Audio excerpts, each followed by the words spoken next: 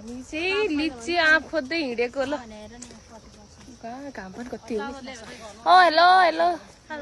लिची खोज्न हिँडेको हामी लुच्ची बारीमा जानेछ अनि तपाईहरुलाई देखाउँछौं लुच्ची टन्नै फलेको छ अलि अमिलो अमिलो छ अरे अलि 2-4 दिन त्यही पनि हाम्रो लागि त्यति ठिकै हामीलाई पच्छ हामीलाई अमिलो पिरो जस्तो पनि त्यही भएर हामी चाहिँ हिँड्यौं दुईटी कति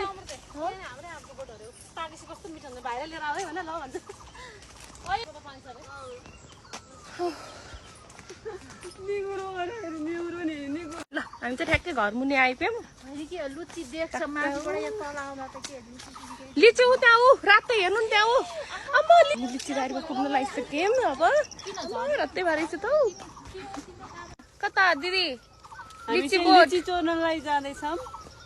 कसको बारीमा मेरो नाम लिनु अमृताको बारीमा भन्ने सुनेको थिएँ अब लिची चोर्नु जाँदैछौँ हार्दी त आफ्नै बारीमा हो क्या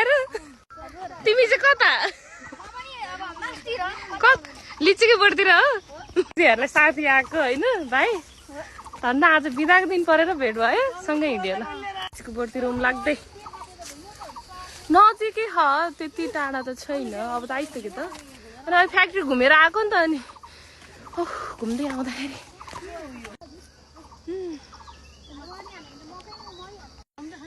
फाइनल्ली